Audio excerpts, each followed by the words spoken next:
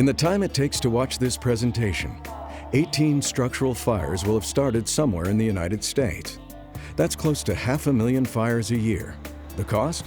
More than $10 billion annually, and countless lives put at risk. As cities become denser, building with fire safety in mind has never been more critical, and the options available for offering protection have never been greater.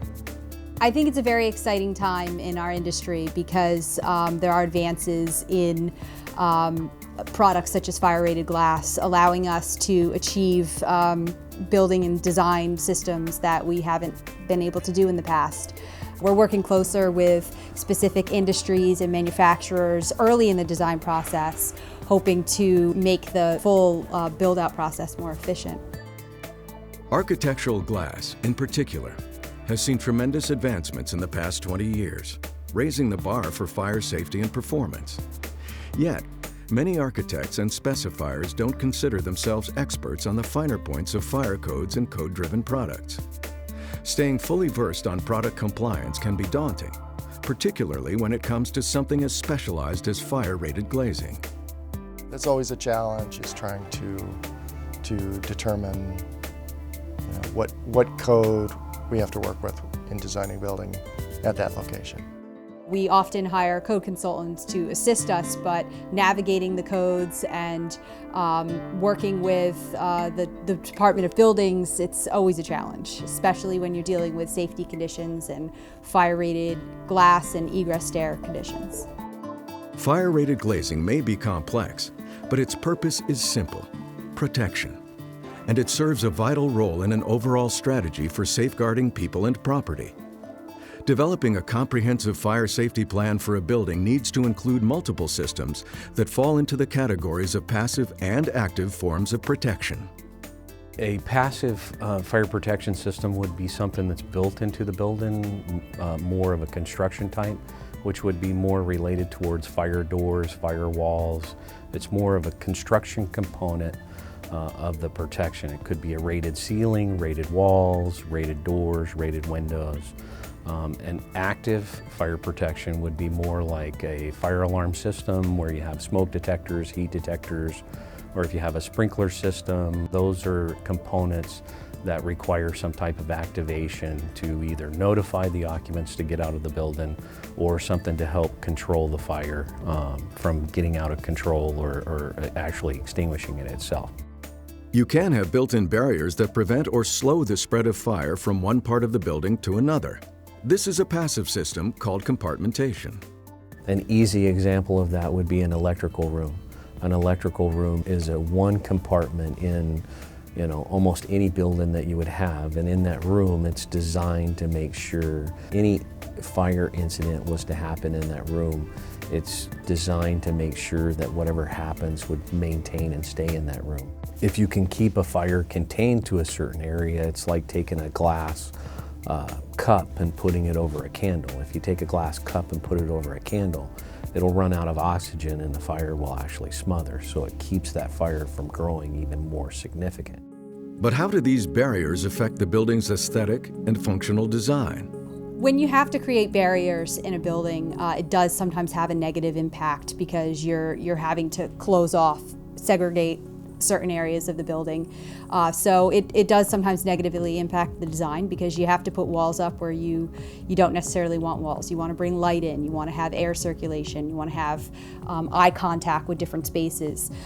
So using glass in those areas does help to eliminate those negative impacts.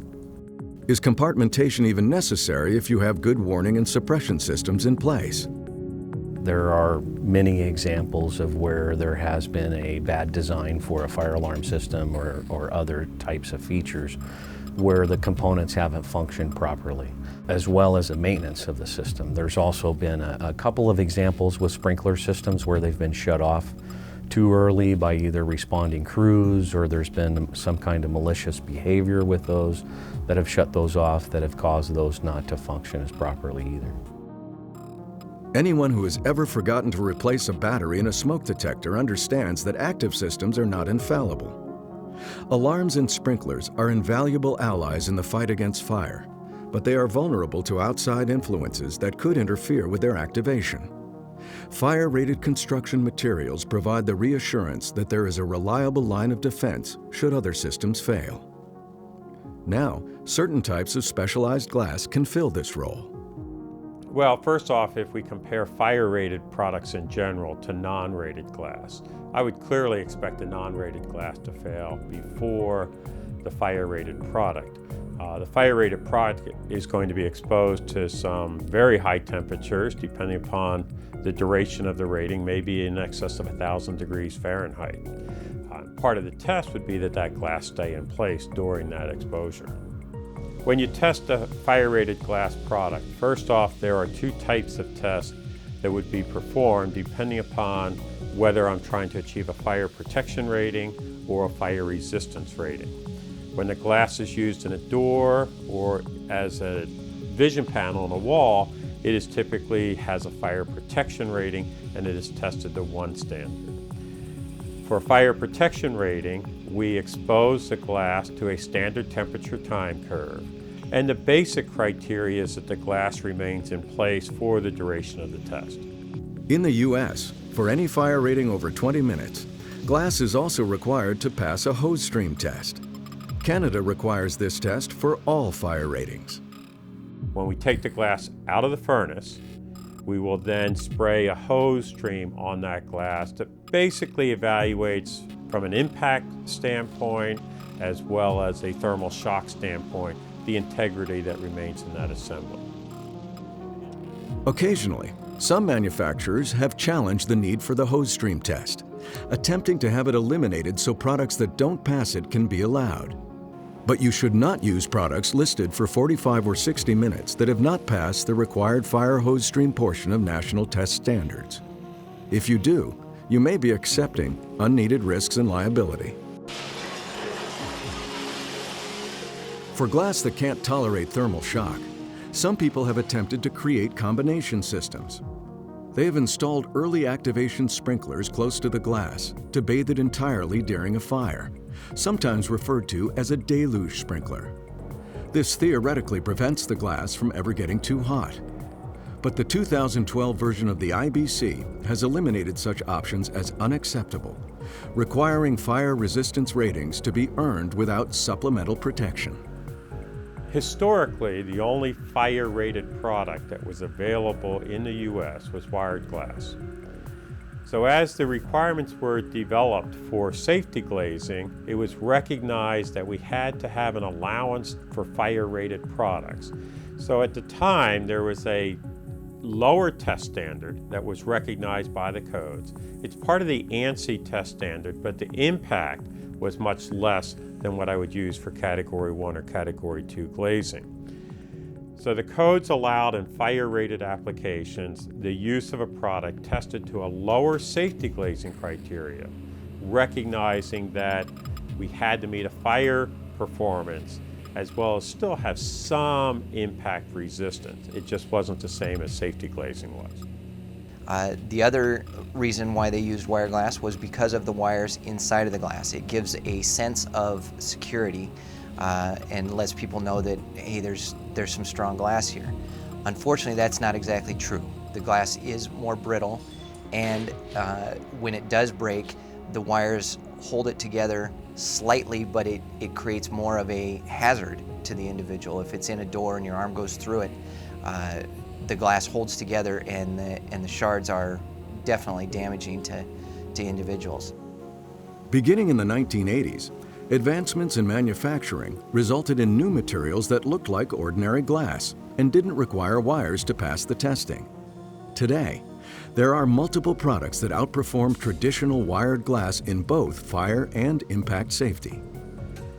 As we've developed other products, tempered glass products, ceramic glass products that can achieve a fire rating as well as achieve the higher human impact rating, the codes have been modified to say that where I have to have safety glazing, I need to meet that higher requirement for safety glazing. So the exemption that was in the code that allowed normal 1/4-inch wire glass to be used in areas subject to human impact was taken away from the code, or taken out of the code.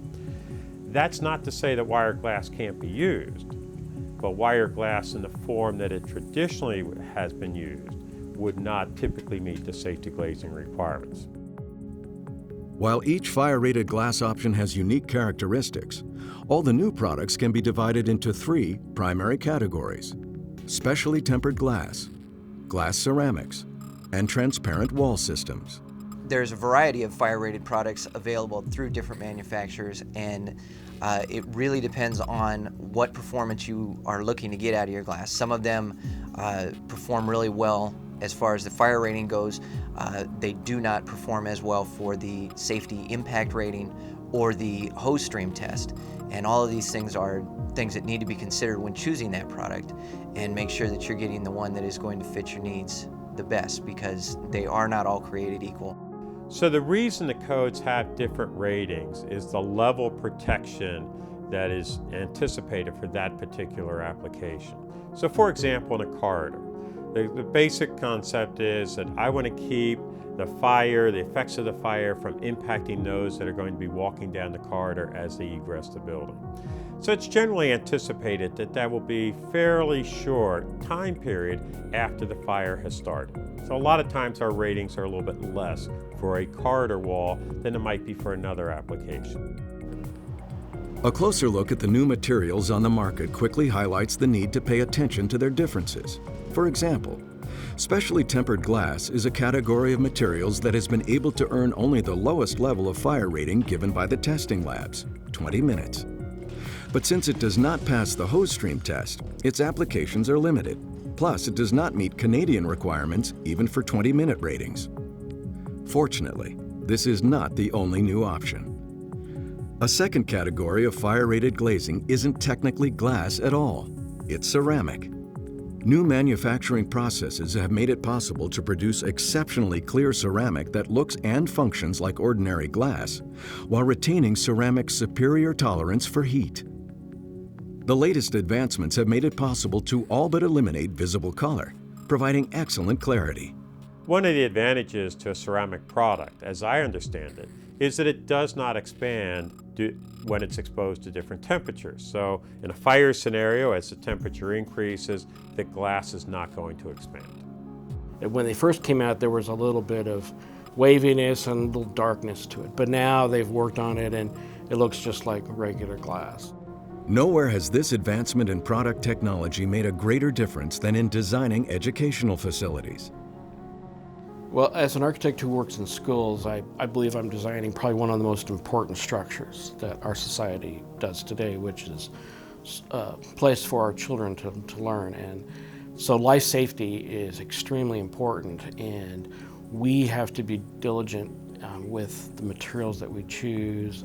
Not only are we protecting the children and the staff that work in the school, but there's also a great deal of investment in equipment and materials and the buildings themselves. And so we want to make sure that we limit the spread of fire, we limit the spread of damage, and that people can get out safely, and those who are coming to fight the fire are there who will be also protected. If the fire sprinklers go off and the glass is heated, regular glass will shatter and there'll be a breach in the fire protection, whereas the ceramic glass will hold up. Not only can modern fire-rated glazing be designed to protect against the spread of flames and smoke, but in some applications, it must also be able to provide resistance to impact. So when I test glass for safety glazing purposes, which is that human impact consideration, we have a Category 1 and a Category 2 product. And we distinguish those by the weight of the lead bag that is swung to impact that glass and what happens to the glass when it's impacted by that lead bag. So the Category 2 product, in the annex of the test, it tells me that that is to represent the impact that might occur should an adult impact that glass. Whereas the Category 1 impact is more representative of a small child running into or impacting that glass. Through advanced laminating techniques or the application of surface-applied fire-rated film, fire-rated glass ceramic can now meet high-impact safety standards as well as fire codes, satisfying the Consumer Product Safety Commission's highest requirements. In addition to specially tempered glass and glass ceramics, there is a third category of fire-rated products: transparent walls. Such materials cross a line from being known as fire protective products to being fire resistive.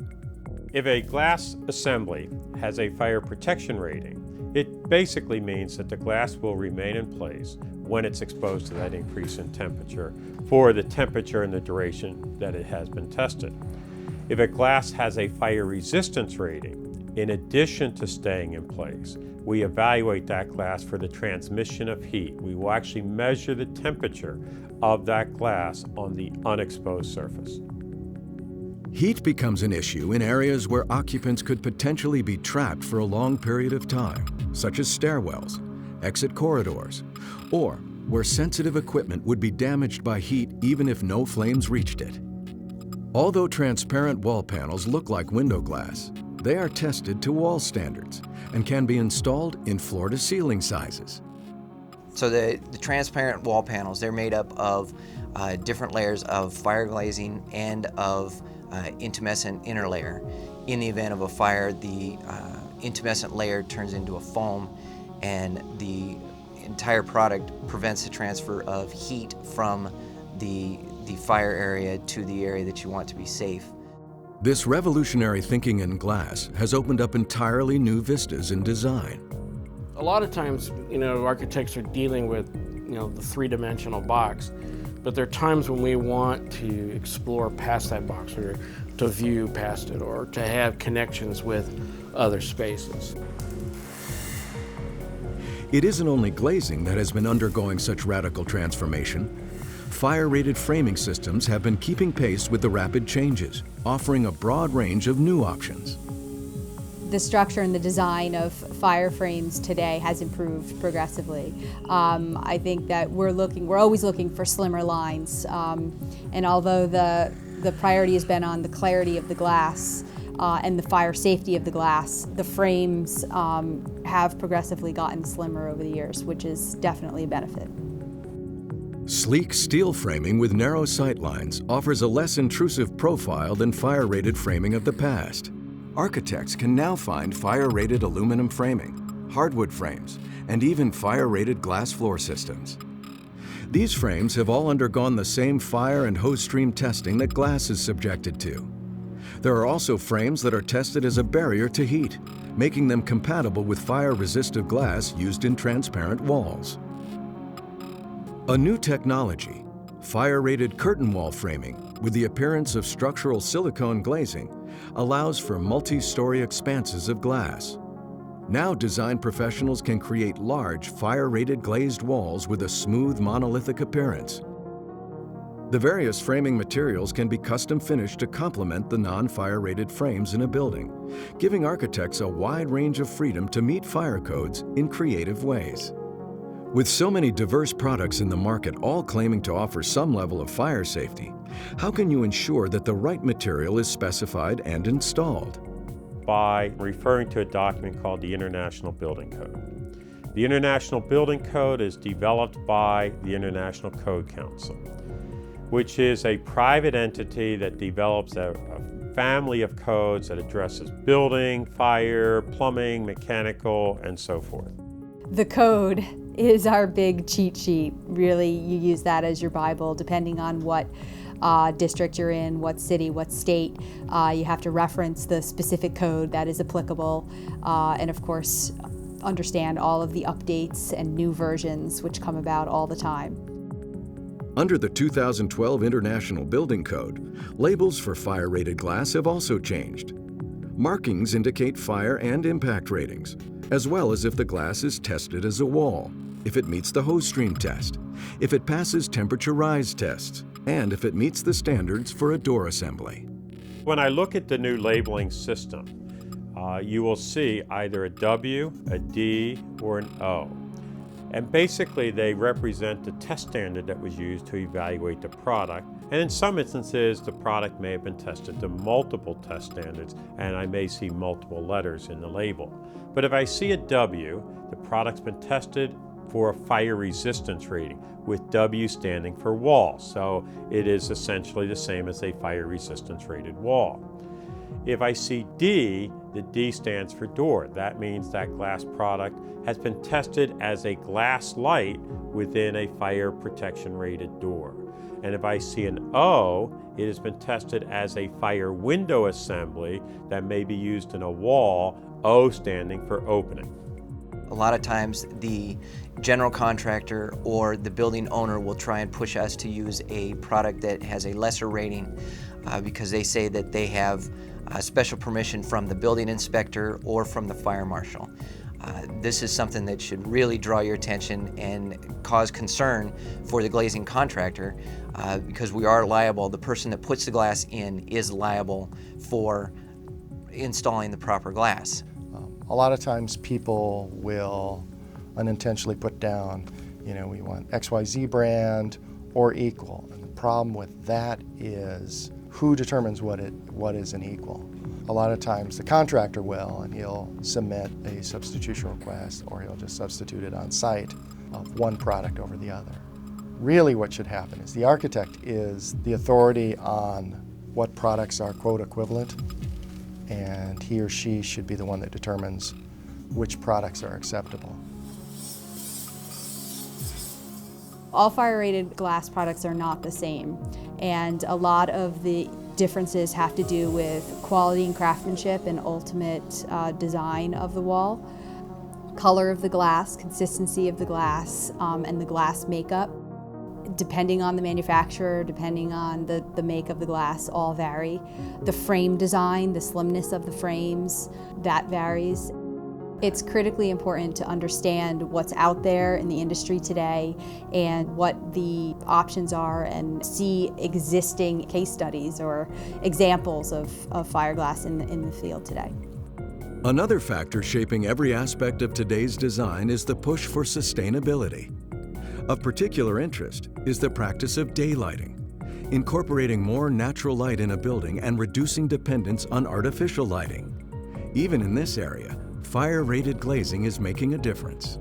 You now are, looking at using glass in place of a solid wall, which allows more light into the space, brings down your energy costs, allows you to not have the lights on all the time. So some fundamental aspects of daylighting and energy savings. The more light you get into the building, the more natural daylight you get into the building, always the better.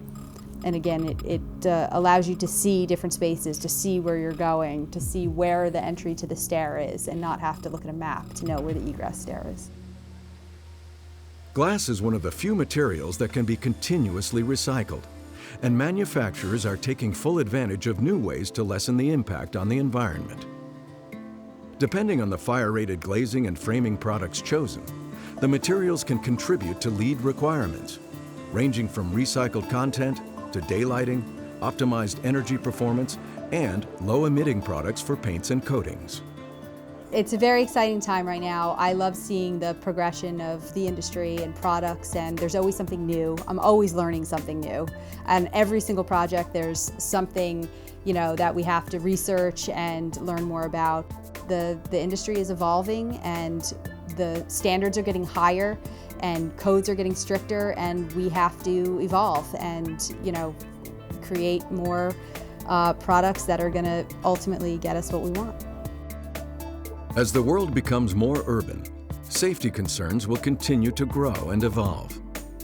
Today's fire-rated glazing is up for the challenge, providing greater performance, larger sizes, and more design options than ever.